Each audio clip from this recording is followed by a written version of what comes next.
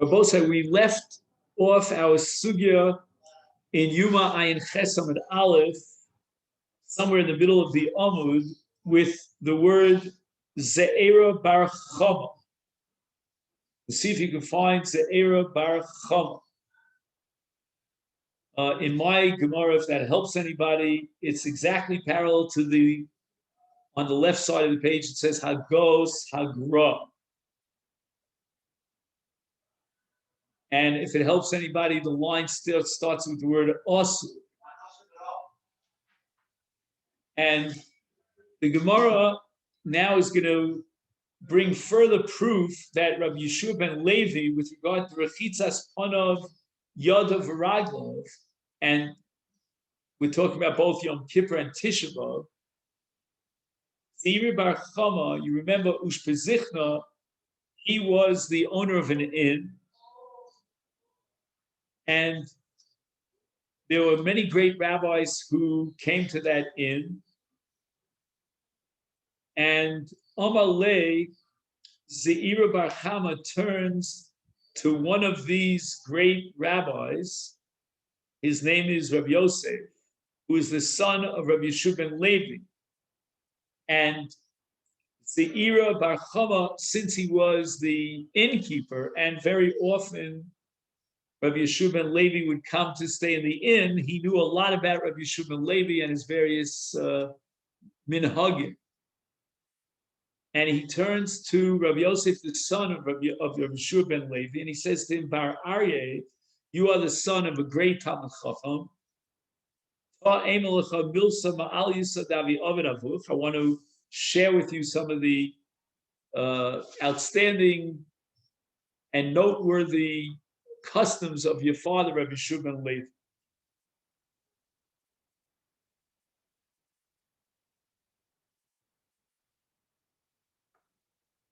You know, this reminds me of, like, in the case of a shiva, if you sit shiva for a parent and you're waiting for people to come in and tell you stories about your father, all of a sudden, you know, stories that you might not have heard.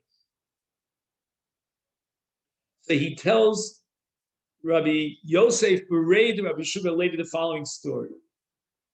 He says that Rabbi Yeshua ben Levi, your father, would take him with pachas. He would take a kerchief. And what would he do with it? On Erev Yom Kippur, he would shishora b'mayim, he would soak it in water. And then he would partially dry it out before Yom Kippur. The osa kemin kelim neguvim, and he would make a kind of a dry keli out of it. Ulamachar on Yom Kippur mekaneach b'panav yadav v'raglov. He wasn't worried about some sort of residue of moisture, of liquid inside the kerchief, and he would wipe his face and his hands and his feet with this somewhat moist kerchief. However, the Erev Tisha B'Av,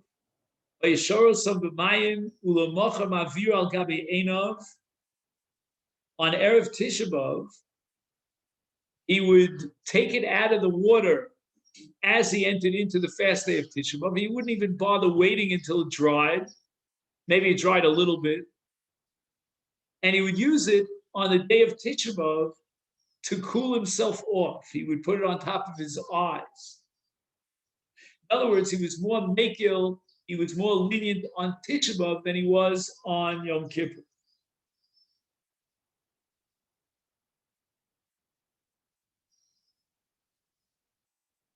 Now, in the note here, he quotes the Beis Yosef that in the Torah, it seems that the heter here was even for someone who, generally speaking, would not wash his eyes on a daily basis, which would seem to indicate that he's doing it now, l'shem tainu. But the answer is, since he waited until it dried, that indicates that he's not interested in tainu.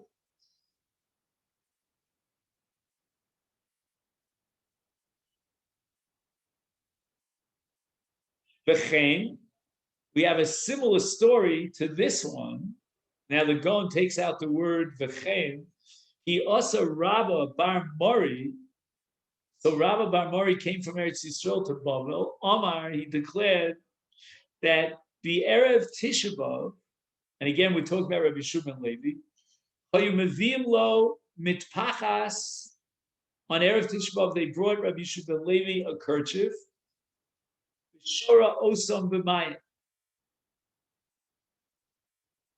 And Rabbi Shimon Levi would take this kerchief that they brought him on Erev Tisha B'Av, and he would soak it in water, umenicha tachas mirashosav, and he would hide it under his pillow or his head, so that it wouldn't be exposed to the air and it wouldn't dry, or it wouldn't completely dry. Ulamachar and Tisha B'Av mekaneach panav yadav v'raglav.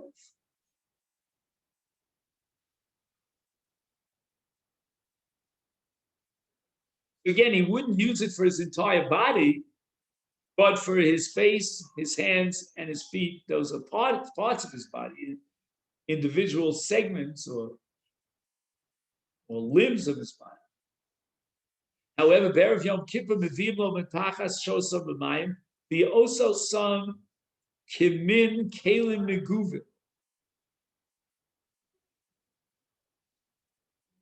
He was more machmir on Erev Yom Kippur because, as we said before, he waited until it was dry enough that it would be like kelim neguvim that only have a very minimal amount of moisture left inside the kli.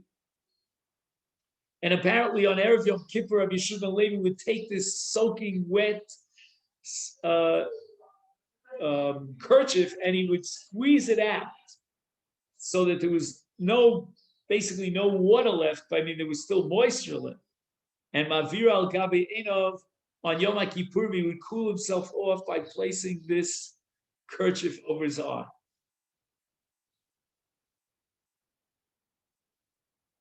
Amalei Rabbi Yaakov, Rabbi Yirmiyah Bar Tachlifa,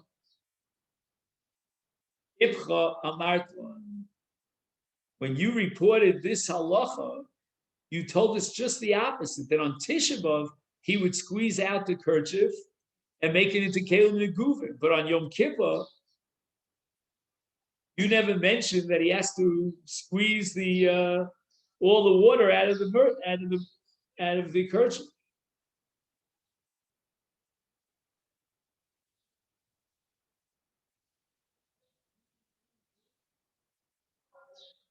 But osivnach schita.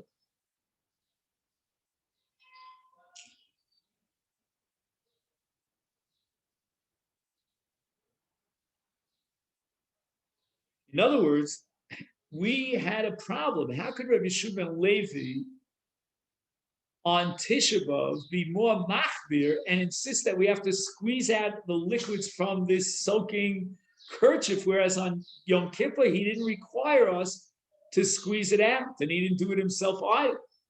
And vosivna schita, we asked him, wait a second, how can you allow on Erev Yom Kippur a sopping wet kerchief that you're going to use to cover your eyes? That's rechitza. Don't you have to do schita on it? It's Erev Yom Kippur to make it into kelim neguvim that we said.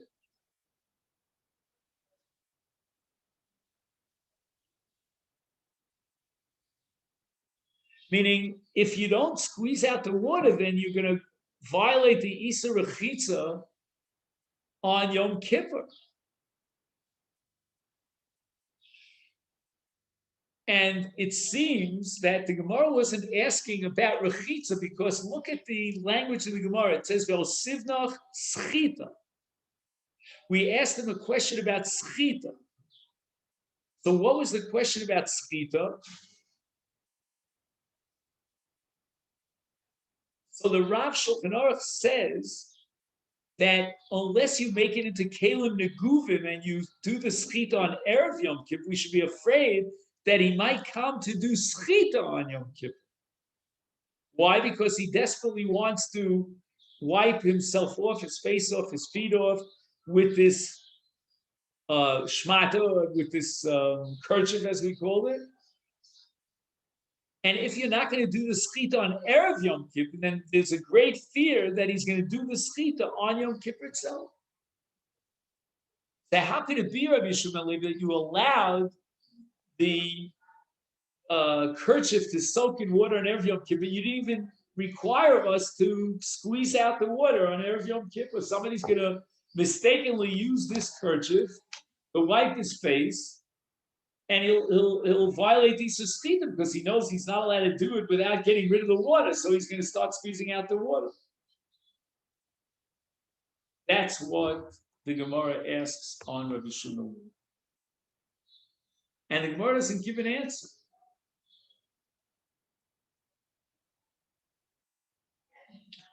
Sort of, it remains as a question. Let me just move this over a little bit. Would it be more the case if it's a wet spray before he wouldn't use it because he knows he would avoid using it? That's apparently Rabbi Shimon Levi. He knows not to use it because he can only use it if he does schita, and he's not going to do schita. But on Tisha B'Av, where there's no issue of schita, so he should have been more lenient. On the contrary, Rabbi Shimon Levi insisted that on Erev Tisha B'Av, before they went into Tisha B'Av, they would do the schita. Well, because if he does schita, then he's doing receipts. But why do you have to do it on Erev Tisha B'Av? He could have done it on Tisha B'Av itself. On Yom Kippur, he wasn't makbid that they. So in other words, this version of the story of Rabbi Yeshua Levi, which is Ibcha, is against logic. The original version makes sense. When it comes to Tisha B'Av, okay, if you don't do the schita, you'll do the schita on Tisha B'Av, Nishkeferah. But on Yom Kippur, there is no possibility of doing the schita on Yom Kippur. Therefore, Rabbi Shimon Levi was very makbid, very careful to do the schita on Erev Yom Kippur. But according to the new version, that it's just the opposite. And he was more makbid to do the schita on Erev Tisha B'Av than he was on Erev Yom Kippur. The Gemara says, "Oh, sivnach schita." I have to raise the following objection. It can't be that this is the true, accurate version of what Rabbi Yeshua ben Levi did. That on Tisha B'Av he would make sure to do the schita, and on Yom Kippur he didn't mention and require us to do the schita. On the contrary, we should have been very careful to require schita because otherwise he might come to do the schita on Yom Kippur.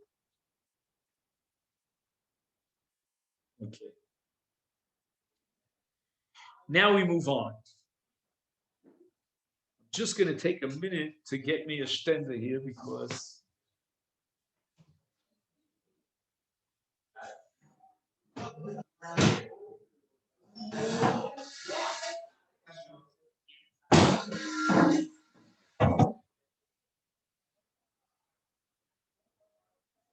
now in the Masifta we have an introduction here to the next sugya, and it has to do with Bechar Behemoth Tahor. And if you have an animal and it's a firstborn animal, then the Torah requires that you be makriv on the mizbech. The Kohen is going to be makriv a Bechar Behemoth Tahora on the mizbech.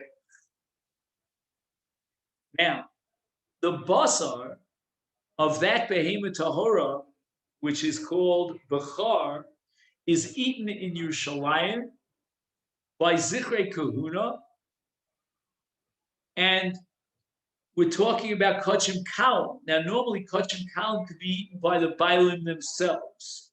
So there's part of the Kachim that's given to the Kohanim and part that's eaten by the Bailim.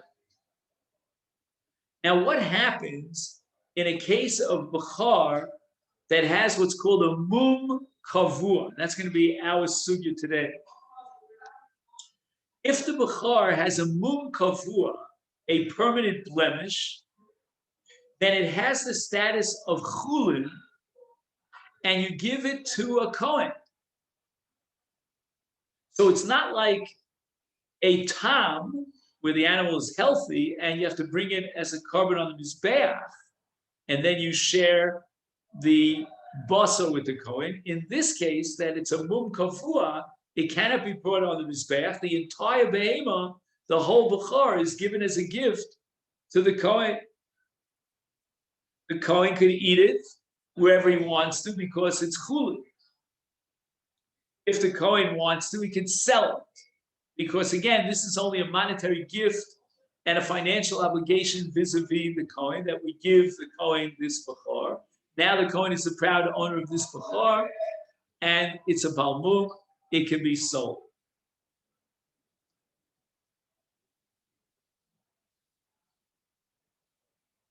Now, what do we do? Bisman hazeh, we don't have a Beis Hamikdash, and yet our animal gave birth to a Bechor, and it's Behemoth Tahora. We can't bring it to the Mizbeach because we don't have a Mizbeach. What do we do instead? And the answer is that we have to wait until it gets a mum, and once it has a mum kavua, then it's Mammon Kohen, we give it to the Kohen. And it can be shefted anywhere and eaten anywhere and so forth. Omar of Menashe bar Tachlifa, Omar of Amram, Omar Rabbi bar Bachan Sholu, it's Rabbi Lazar, Zaken, the Yosef Yeshiva. Zarach Lito Rishus Lahati Bechoros, O Eno Tzar. We have a Zaken who's a Chacham, and he's sitting together with the Sanhedrin. And we want to ask him, because he's an expert in identifying this mum and classifying it either as a mum kavua or a mum she'eno kavua. But the problem is that although this chacham is a great scholar, he's a zaken, but nevertheless we still have a nasi. And the law is that you need a special smicha, a special recognition called matir bechoros matir, which means that although we have another smicha for isur and another smicha for dini mominus, we also have a smicha to recognize a mum, and it's most relevant in the case of a bechar, and we need permission. Basically, smicha, what we call smicha in English, it's loosely translated as ordination, is a heter rishus hora, which means that somebody who's a top banana, he's the nasi or the rosh av bezdin or the Sanhedrin, he will give you permission after he tests you to now issue rulings on that particular area, whatever the area of the smicha is. In this case, it's yatir bechoros yatir, that he's able to identify the mum as a mum kavua and be matir the bechor.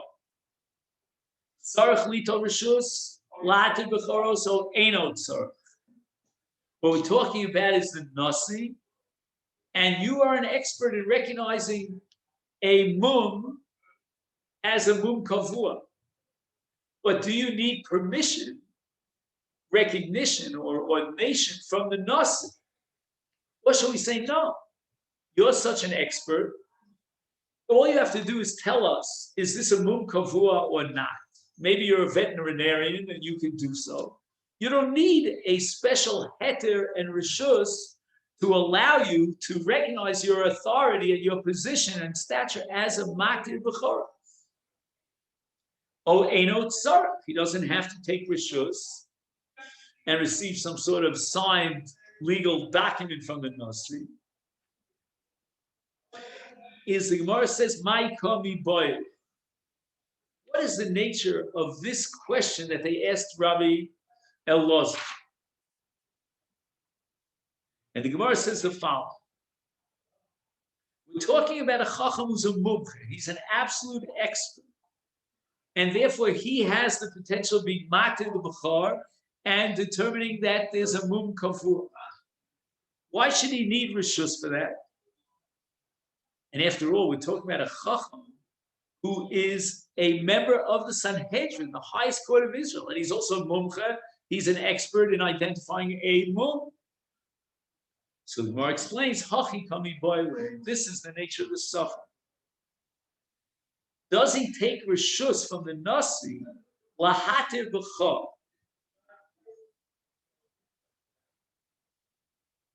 He hadi Omar of Idi bar Avin davar zeh, which means this whole concept of ordination, of getting rishus from the nasi to be matir b'cha, Inichu lahem lebein asiyah, kidei lisgader bo, and therefore tzarach liton rishus. O Dilma, even the zaken of Yosef Yeshiva, ain't no tzarach.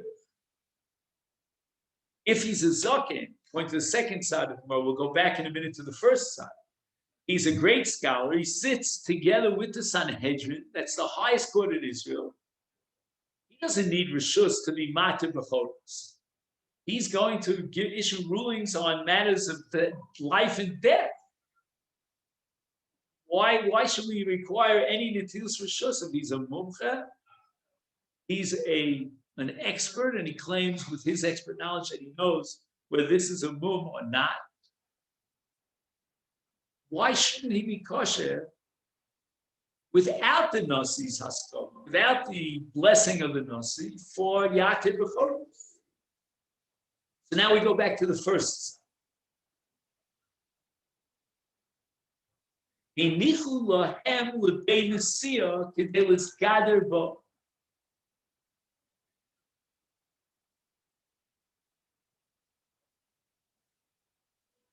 So in order to understand the first side, I'd like to read to you a note here.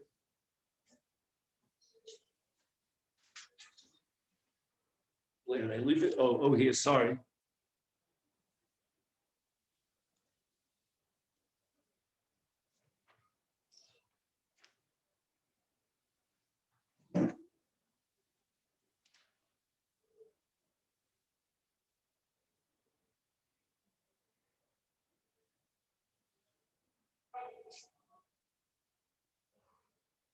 Says the following.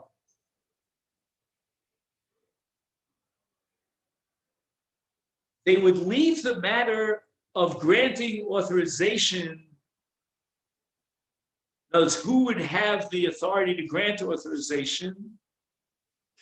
They left it to the members of the Nasi, I guess the Nasi's house, so that it should become exalted thereby.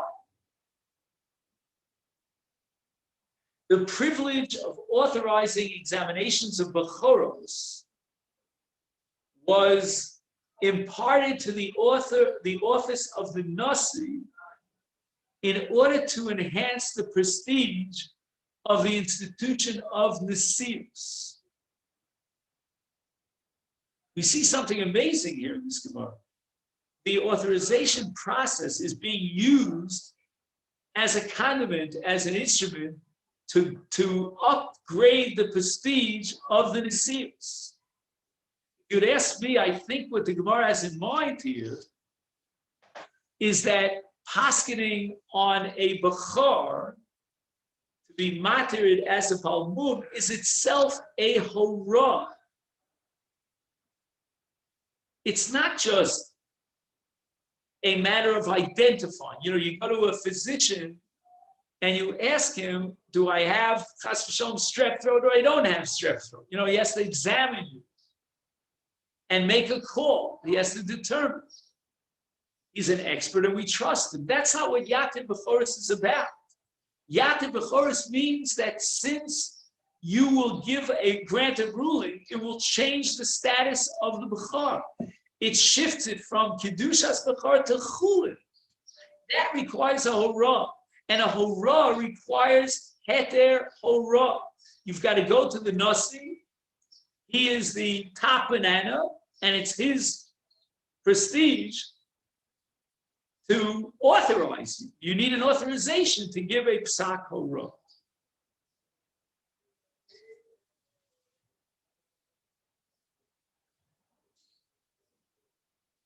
Amad Rabbi Tzadok ben Chaluka al Raglo fi Omar Anira Isias Rabbi Yossi ben Zimra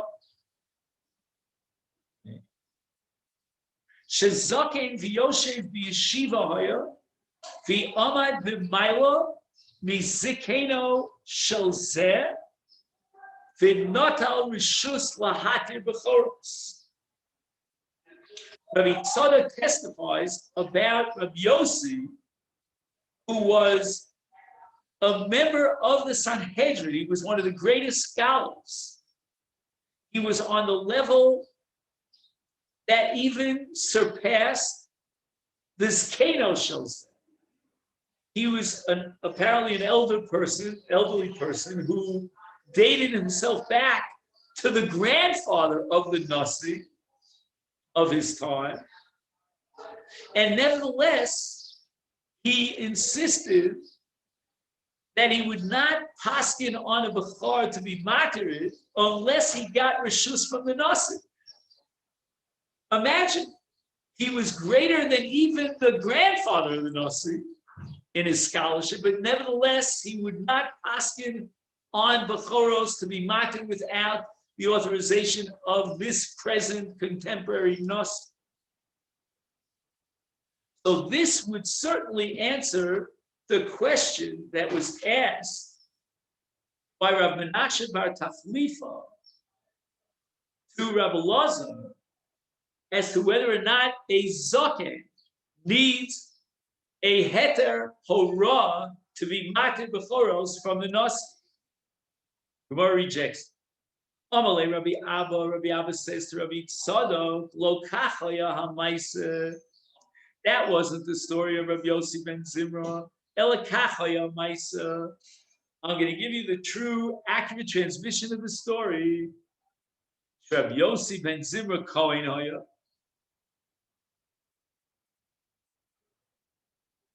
And they brought him a Bechar. And they asked him to tell us whether this Bechar has a mum and it's mutter or doesn't have a mum. Hachi kami boy. Halacha Rabbi Meir. O Dilma halacha Rabbi Shimon ben Gamliel. A Kohen, and Don, you might want to listen to this. A Kohen has vested interest here in paskening on a Bechar. And Rabbi Meir says that in the case of a Kohen, he's chashed b'dama. We're not going to accept his testimony because he has his own interest. He's chashed al Bechar. Lo dano v'lo me'ida. He can't judge it. In other words, is this a real mum to be matir for achila? V'lo lahaida love. And not to testify on him. Shenasa me'ela. Sherak b'ofen zeh nitar b'char b'achila.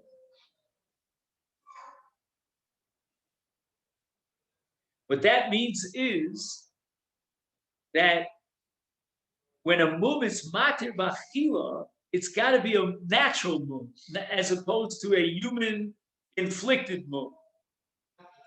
And all this determination is made by the chacham.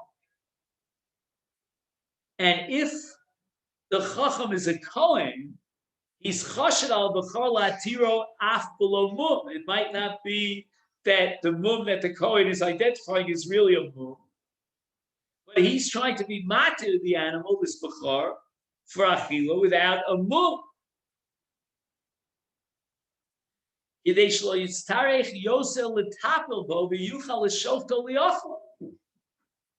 Forget about having to take this bechar and protect it and watch it and guard it until you can bring it on the mizbeach.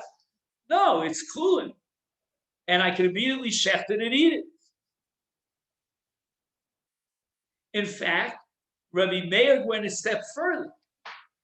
We were afraid that the kohen is so suspect that he might actually inflict a mum in order to be matir the bechar.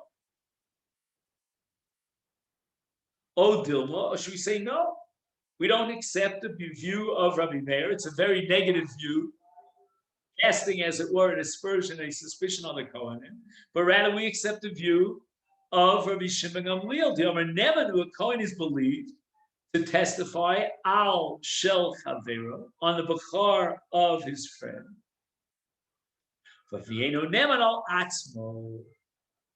He cannot be believed on his own bechar. He'll have to take his bechar over to another posei who has rishus to give a ruling. Pashat le'alocha kirib Shimon Ben Gamliel. That a Kohen could be matir the Bechor of someone else, identify it as a Bechor with a mum kavua that's mutar achila, and that means that we rejected Rabbi Meir's suspicion that the Kohen has vested interest here. We'll rely on the Kohen's testimony.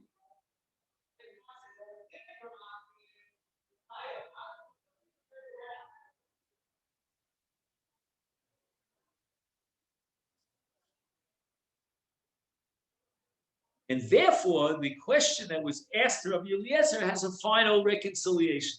And that is that we pass like Rav Shem Gamliel, and the Kohen is believed to testify as long as it's not his Bechor. And that's exactly what happened according to the second and more correct version of the story of Rabbi Yossi ben Zimra.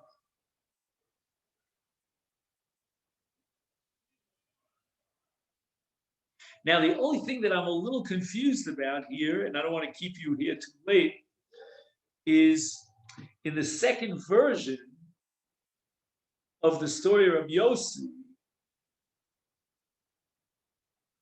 did he have Rishus or not? The first story, the first version of the story is he took Rishus from the Nasi.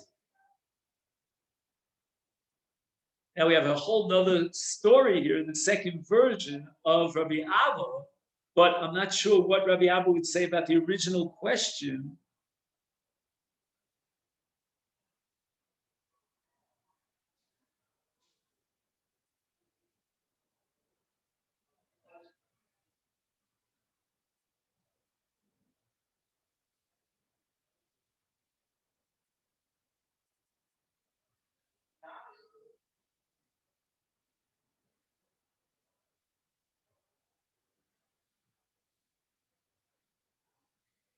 Quotes the Meiri. The Meiri says, "Afilu zaken v'yoshev v'yeshiva tzarich lital rishus me'anasi."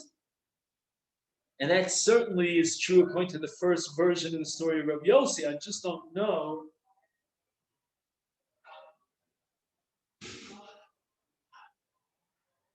Oh, listen to this. Kosav asiyach Yitzchak shalamaskonas hagemara lo kach haya hamais. This was not the story. It wasn't that Rabbi Yossi took rishus from the nos. Umemela lo nifshar asafim. Oh, we have no answer to the original question. The yesh lifsok lechumra mishum kvod beis hanos.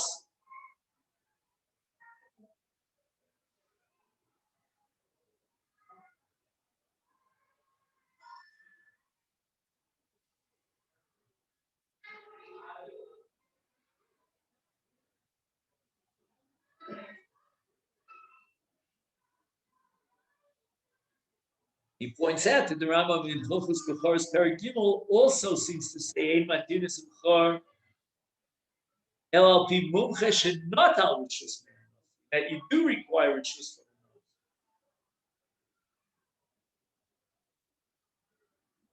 Now again, the Rambam is talking about a mumche. He's an expert veterinarian. You know, he can recognize the mum. But what about a zaken v'yoshev b'yeshiva? Does he also need rishus? And the assumption here of the Siyach Yitzchak is the Rambam would say that in all cases, you need that authorization from the Beis HaNasi in order to issue any verdict on the nature of this Bechor.